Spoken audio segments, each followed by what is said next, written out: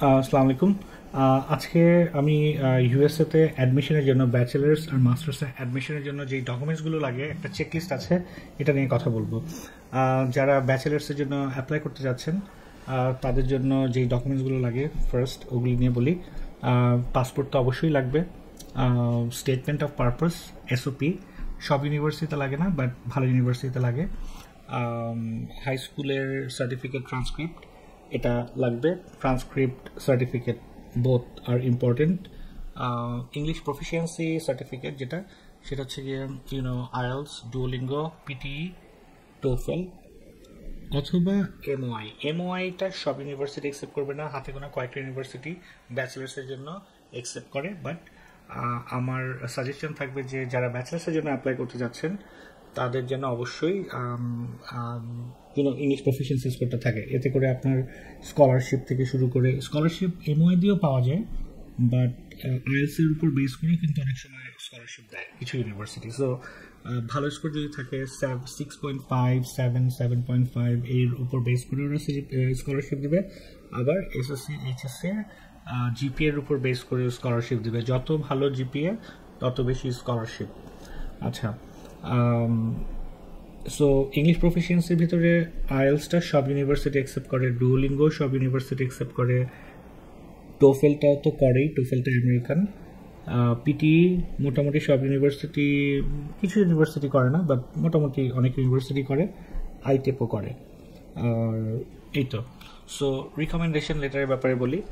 এখানে recommendation letter এখানে বলা আছে যে একটা অথবা দুইটা, রাইট, ব্যাচেলার্সের জন্য।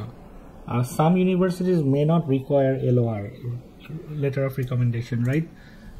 But ভালো ইউনিভার্সিটি হলে অ্যাটলিস্ট একটা রিকমেন্ডেশন লেটার চাইতে মানে লাগে আর কি।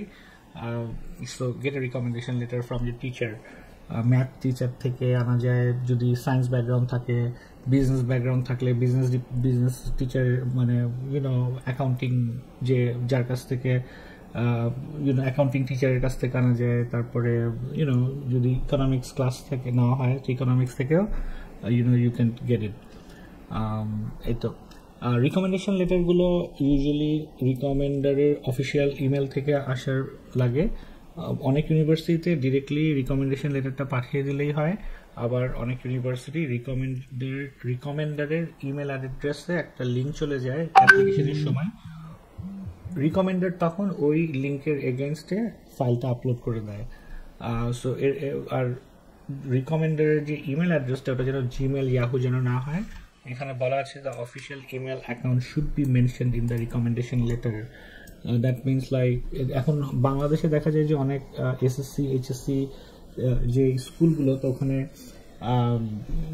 অফিসিয়াল ইমেল অ্যাড্রেস ইউজ করে না, ইয়াহু অথবা জিমেল ইউজ করে। সো সেই ক্ষেত্রে ব্যাচেলার্সের ক্ষেত্রে ইউজুয়ালি কোনো প্রবলেম নেই, মাস্টার্সের ক্ষেত্রে এটা ইম্পর্টেন্ট। সো এটা আর কি, you have to keep this in mind, okay. But usually ব্যাচেলার্সের জন্য প্রবলেম নাই। সিভি ইউজুয়ালি লাগে না, বাট কিছু ইউনিভার্সিটি ব্যাচেলার্সের জন্য এটা চাইতেও পারে। আর হচ্ছে কি ব্যাঙ্ক স্টেটমেন্টটা অনেক কিছু ইউনিভার্সিটিতে অ্যাপ্লিকেশনের সময় লাগে, খুবই কম সংখ্যক ইউনিভার্সিটি, বাট কিছু ইউনিভার্সিটি চাইতে পারে।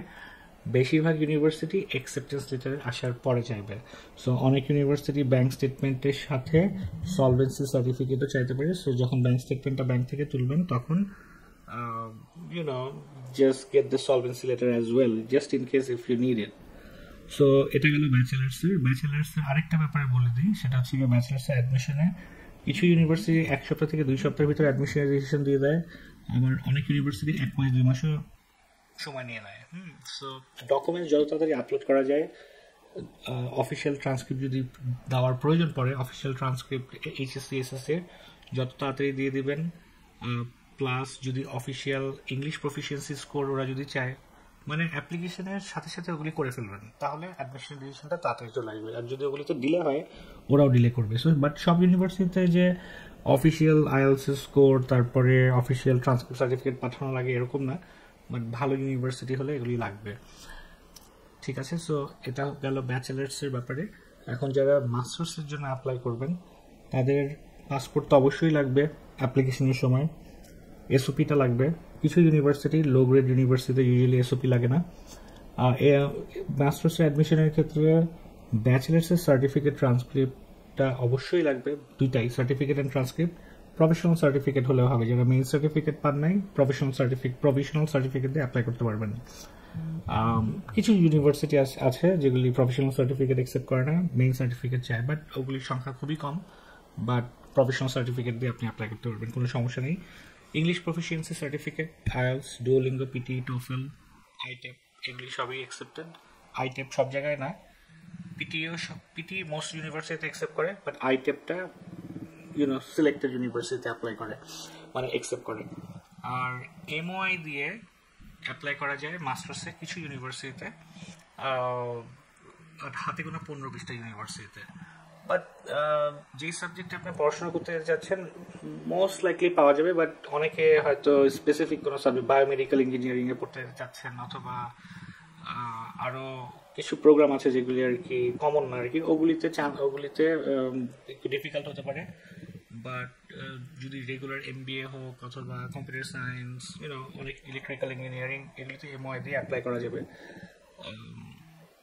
এটা গেল। তারপর হচ্ছে গিয়ে রিকমেন্ডেশন লেটার মাস্টার্সের জন্য ভালো ইউনিভার্সিটিতে 2টা থেকে 3টা লাগে, বেশিরভাগ ইউনিভার্সিটিতে 3টা লাগে। আর রিকমেন্ডারের কাছে ডিরেক্টলি রিকমেন্ডেশন লেটারটা আপলোড করার জন্য একটা লিঙ্ক চলে যাবে। ও রিকমেন্ডেশন লেটার যে লিখেছে তাকে আপলোড করতে হবে রিকমেন্ডেশন লেটারটা। নিজের থেকে বেশিরভাগ ইউনিভার্সিটি নিজের মানে স্টুডেন্ট নিজে যদি আপলোড করে দেয় অথবা ইমেল করে দেয়, ওটা অ্যাকসেপ্ট করে না। আর রিকমেন্ডেশন লেটারটা মেক শিওর যে ইউনিভার্সিটির যে মানে রিকমেন্ডারের অফিসিয়াল ইমেল থেকে যেন আসে। এখন রিকমেন্ডেশন লেটার একাডেমিকও হতে পারে, যে ইউনিভার্সিটিতে আপনি পড়াশোনা করছেন, অথবা আপনি যদি কাজ করেন কোথাও আপনার বস অথবা কলিগ থেকেও নিতে পারেন। But make sure Yahoo Gmail যেন ইউজ না করা হয়, যদিও ইয়াহু জিমেল কিছু ইউনিভার্সিটি অ্যাকসেপ্ট করে, but try to use their official email address. So এটা গেল। যারা কাজ করতেছেন অথবা করেছেন, তারা যেখানে কাজ করেছেন ওখান থেকে একটা রিকমেন্ডেশন লেটার নিয়ে নিতে পারেন। এতে আর যেন সিভিতেও যেন আপনার সিভিতে আপনার যখন সিভিটা ইম্পর্টেন্ট মাস্টার্সের ক্ষেত্রে, আপনার job experience certificate, work recommendation letter, you can use that. But সিভিতে আপনার জব রেসপন্সিবিলিটিসগুলো যেন অ্যাড করা থাকে, এটা ইম্পর্টেন্ট। আর এসওপিতেও আপনি আপনার জব এক্সপিরিয়েন্স সম্পর্কে আপনি একটা প্যারাগ্রাফে উল্লেখ করতে পারেন যে আপনি কি করতেছেন এখন এবং কেন পার্টিকুলার একটা সাবজেক্টে আপনি পড়াশোনা করতে যেতে চান, রিলেভেন্স আর কি, যে how did you decide to study MSc in data science, like you probably came from mathematics background, that's why you want to study data science, or maybe you're working with data right now at your current job, you can use that. Okay. সিভিটা important. আমি তো বললাম যে সিভিতে যেন ডিটেলসে লেখা থাকে আপনার যে কোম্পানিতে কাজ করেন, কবে থেকে কতদিন পর্যন্ত কাজ করেছেন, তারপরে জব রেসপন্সিবিলিটিসগুলো, ডেজিগনেশন কি। এটা মাস্টার্সের জন্য ইম্পর্টেন্ট। 2-3 বছর যেটাই আপনি কাজ করে থাকেন, just add that to your CV. Bank স্টেটমেন্টের ব্যাপারে আপনি ওই যে কিছু ইউনিভার্সিটিতে অ্যাপ্লিকেশনের সময় ব্যাংক স্টেটমেন্ট লাগে, বেশিরভাগ ইউনিভার্সিটিতে অ্যাকসেপ্টেন্স লেটারের পরে লাগে। এখন ব্যাংক স্টেটমেন্টটা ইউজুয়ালি ইউনিভার্সিটির উপর ডিপেন্ড করে ব্যাংক স্টেটমেন্ট কত শো করতে হবে। ইউজুয়ালি কস্ট অফ অ্যাটেন্ডেন্সে যেটা দেওয়া থাকে, মানে ধরেন আপনার এখানে অ্যাড করা থাকবে পড়ার টিউশন ফির খরচ 1 বছরের থাকা খাওয়ার খরচ, ইন্স্যুরেন্স, তারপরে ট্রান্সপোর্টেশন এবং বই, যেগুলি মানে পড়াশোনা 1 বছরে যেই কয়েকটা বই কিনতে হবে, এটার একটা estimated cost plus tuition fee. এটা সহ যত দেখানো হয় অতটুক পরিমাণ দেখালেই যথেষ্ট, বাট বেটার একটু বেশি দেখালেই বেটার।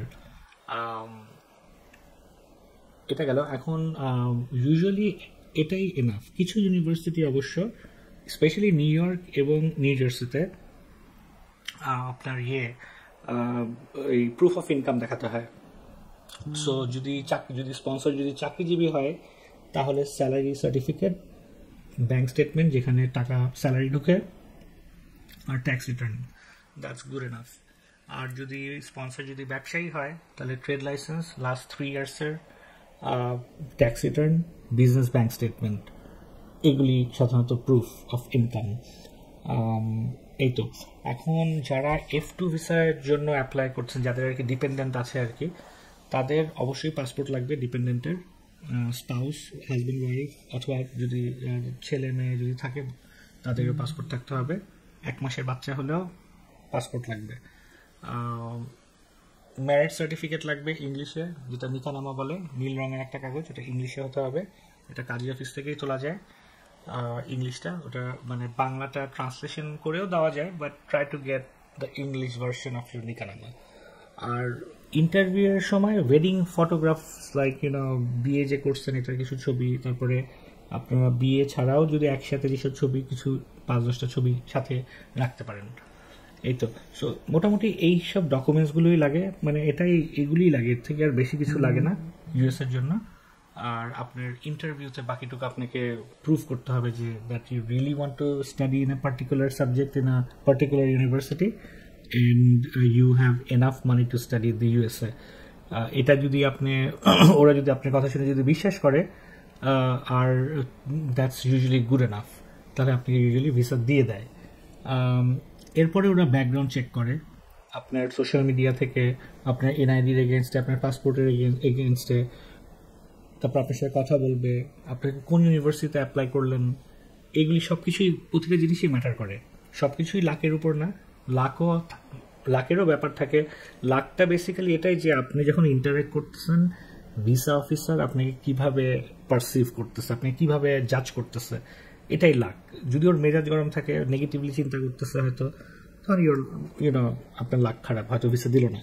বাট আপনার যদি লজিক্যাল অ্যান্সার হয় যে, কারণ ইউএসএতে পড়তে যাচ্ছেন, এখানে একটা বড় একটা খরচ, লাইক অ্যাটলিস্ট মাস্টার্সের জন্য তো 30-40 লাখ টাকা, একদম চিপেস্ট ইউনিভার্সিটিতে গেলেও 2 বছরে কিন্তু থাকা খাওয়া সহ 30 লাখ টাকার মতো খরচ হয়ে যাবে, আরও বেশি হবে।